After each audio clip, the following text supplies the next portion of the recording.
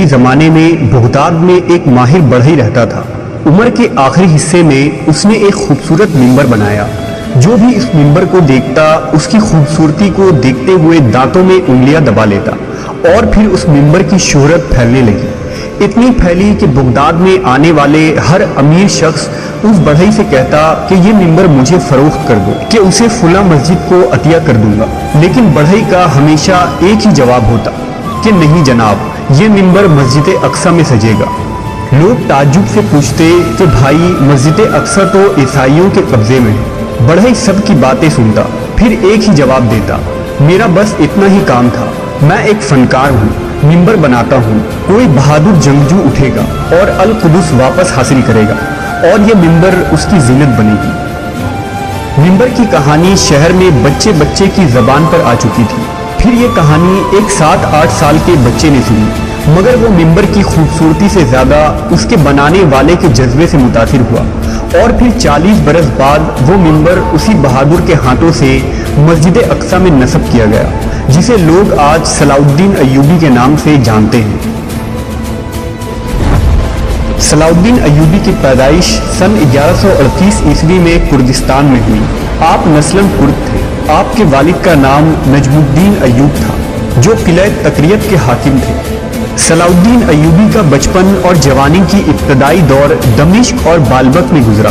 آپ نے بالبک کے دینی مدرسوں اور دمشق کی جامع مسجد میں تعلیم حاصل کی۔ 25 سال کی عمر تک سلطان نے گمنامی مگر پاکیزہ اور بے داغ زندگی گزاری۔ ابتدا میں صلاح الدین سلطان نور الدین زنگی کے یہاں ایک فوجی افسر تھے۔ صلاح الدین مصر کو فتح کرنے والی فوج کا حصہ تھے۔ اس فوج کے سپہ سالار آپ کے چچا شیر کوہ تھے۔ مصر فتح ہو جانے کے بعد صلاح الدین مصر کے حاکم مقرر کر دیے گئے، اور 570 ہجری میں انہوں نے یمن بھی فتح کر لیا، اور پھر نور الدین زنگی کی وفات کے بعد سلطان صلاح الدین ایوبی حکمرانی پر فائز ہوئے۔ سلطان صلاح الدین کی زندگی کا مقصد اول یہی تھا کہ بیت المقدس کو عیسائیوں سے آزاد کرایا جائے، وہی بیت المقدس جس میں رسول اللہ صلی اللہ علیہ وسلم نے تمام انبیاء کرام کی امامت فرمائی اور جہاں سے آپ عرش تک تشریف لے گئے۔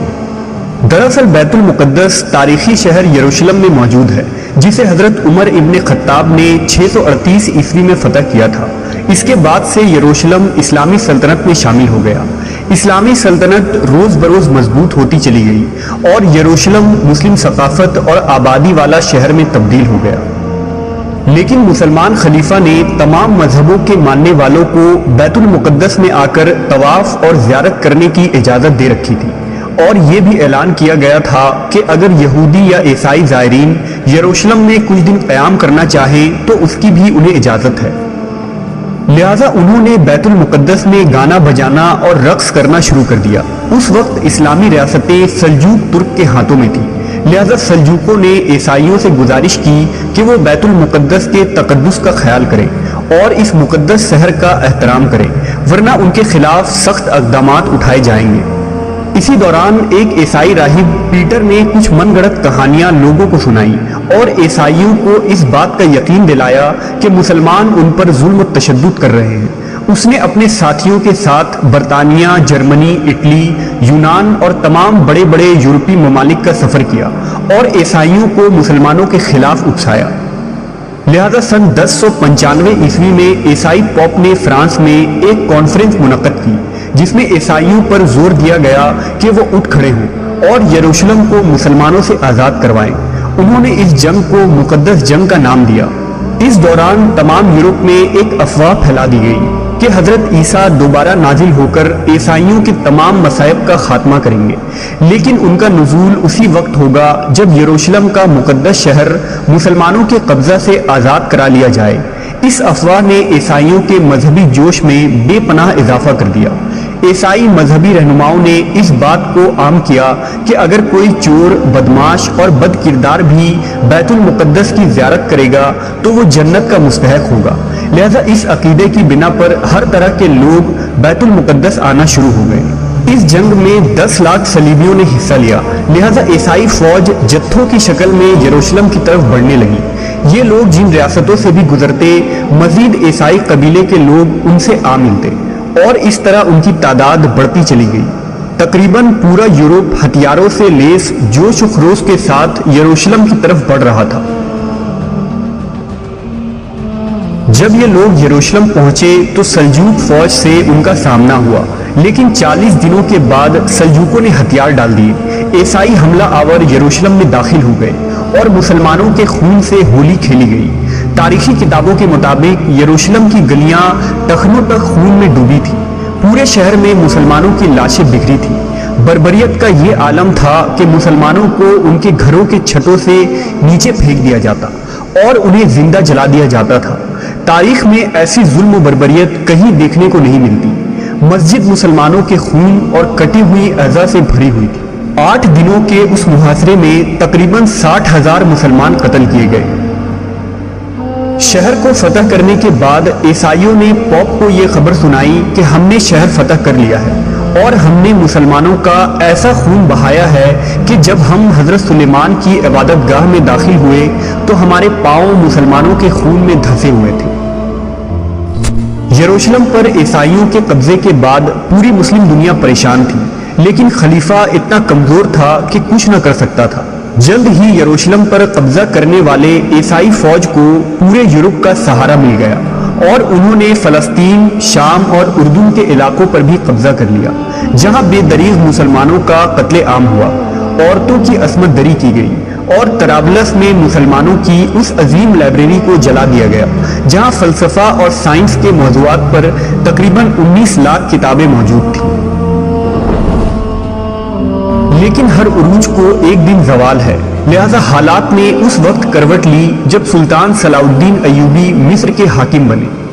सन 1186 ईस्वी में ईसाइयों के एक फौजी जत्थे ने रेजनॉल्ड की रहनुमाई में मदीना पर कब्जे के गर्ज से हिजाज मुकद्दस पर हमला कर दिया। लिहाजा सलाउद्दीन एक लश्कर लेकर फौरन रेजनॉल्ड के ताकुब में निकला और हत्तीन के मकाम पर दोनों आमने सामने हो गए। लिहाजा 1187 ईस्वी को हत्तीन के इस मकाम पर तारीख की एक खौफनाक जंग लड़ी गई, जिसमें सुल्तान ने दुश्मन के लश्कर पर ऐसा आतिशगीर मादा डलवाया कि जमीन पर आग भड़क उठी। नतीजा ये हुआ कि 30,000 ईसाई हलाक हुए और इतने ही कैदी बना लिए गए। रेजनॉल्ड गिरफ्तार हुआ और सुल्तान ने अपने हाथ से उसका सर कलम किया।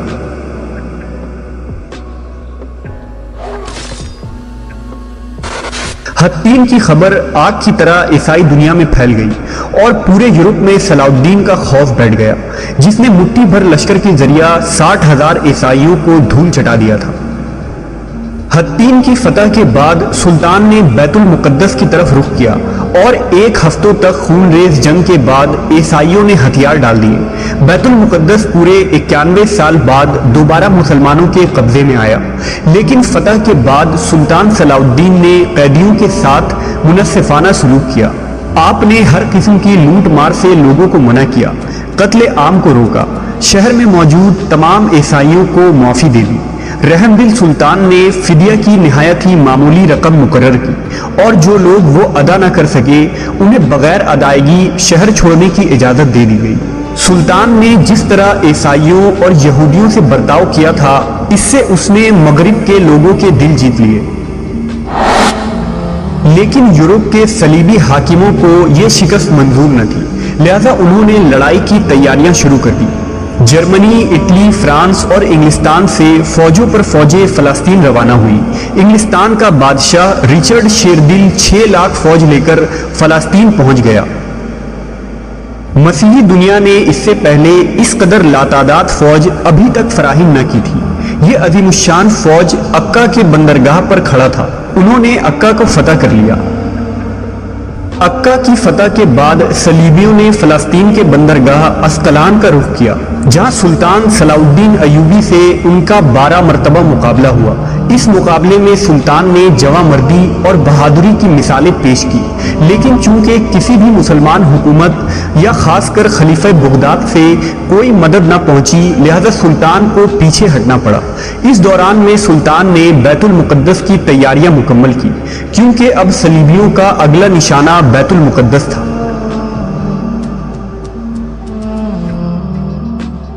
1190 ईस्वी में तीसरी सलीबी जंग का आगाज हुआ, जिसमें सुल्तान की मुख्तसर सी लश्कर ने यूरोप के अजीम फौज का बड़ी जुर्रतमंदी से मुकाबला किया।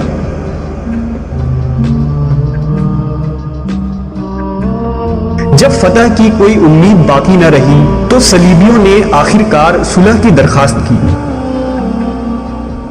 मुवर्रिखीन ने लिखा है कि जंग के दौरान बादशाह रिचर्ड शेरदिल और सुल्तान सलाउद्दीन का आमना सामना हुआ तो सुल्तान के एक ही वार से रिचर्ड का घोड़ा गिर पड़ा और वो मर गया। रिचर्ड बेबसी की हालत में खड़ा था। सुल्तान चाहता तो एक ही वार में उसका काम तमाम कर सकता था, लेकिन ये सुल्तान की आला ज़र्फी थी कि एक बेबस शख्स पर हाथ उठाना उसे गवारा न किया। उसने अपने सिपाही को हुक्म दिया कि बादशाह के खातिर एक घोड़ा लाया जाए ताकि वो घोड़े पर बैठकर मुकाबला करे। सुल्तान की इस फैयाजी और रहमदिली से रिचर्ड इतना मुतासिर हुआ कि उसने लड़ने से ही इनकार कर दिया। लिहाजा रिचर्ड और सलाउद्दीन के दरमियान मुआहदा तय पाया, जिसके मुताबिक बैतुल मुकद्दस मुसलमानों के कब्जे में रहा। अरसूफ और अक्का का शहर सलीबियों को दे दिया गया और तमाम मज़ाहिब के ज़ायरीन को यरूशलेम आने की इजाज़त मिली। सुल्तान ने न सिर्फ ये कि उन ज़ायरीन को हर किस्म की आज़ादी दी, बल्कि अपनी जानिब से लाखों ज़ायरीन की दावत, आसाइश और राहत के इंतज़ामात किए। सुल्तान का गैर मुस्लिमों से सलूक ऐन इस्लामी तालीमात के मुताबिक था और ये इस बात का सबूत है कि इस्लामी हुकूमत में गैर मुस्लिमों के हुकूक भी उसी तरह महफूज हुए हैं जिस तरह मुसलमानों के। अपनी तमाम तर फतूहात और सल्तनत के बावजूद सलाउद्दीन ने इंतहाई सादगी और फ़क्र की ज़िंदगी गुजारी। 5 अमीर तरीन सल्तनत यानी शाम, ईरान, मिस्र, हिजाज और यमन का मालिक होने के बावजूद उनका अपना कोई घर नहीं था। पूरी ज़िंदगी आम सिपाहियों सा लिबास पहना। ज़ुहद का ये आलम था कि उनके पास कोई ज़मीन या जायदाद तक न थी। पूरी ज़िंदगी हज की तमन्ना में काट दी, मगर माली तंगी और गुर्बत ने आपको इतना मौका तक न दिया कि बैतुल्लाह तक का सफ़र कर पाएं।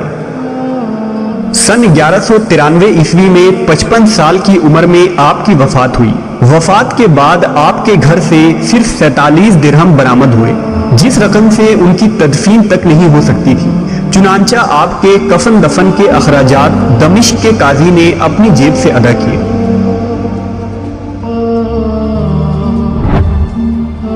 आज वही सरजमीन शाम और सरजमीन कुदुस, जहां पर मुसलमानों पर मजालिम के पहाड़ तोड़े जा रहे हैं, ये सरजमीन आज फिर से इधर उधर नजर दौड़ाकर किसी सलाउद्दीन अय्यूबी का इंतजार कर रही है। तमाम उम्मीदों के बावजूद भी किसी सुल्तान की आमद दिखाई नहीं देती। अल कुदुस जो आज बदकिस्मती से पंजे यहूद में जकड़ा हुआ है, आज सुल्तान का मफ्तूह बैतुल मुकद्दस यहूदी तसल्लुत में किसी सलाउद्दीन का मुंतजिर है। लैलो निहार की कितनी गर्दिशों ने क़िबले अव्वल की आहो करार सुनी होगी। जुल्म सिदम की ये सयाह रात अब बहुत तवील हो चुकी है। सुबह उम्मीद की तलाश अब दम तोड़ने को है। गर्दिशे वक्त उसी बढ़ई और बच्चे की तलाश में है जो किसी मिंबर को बैतुल मुकद्दस में नस्ब करने का इरादा रखता हो।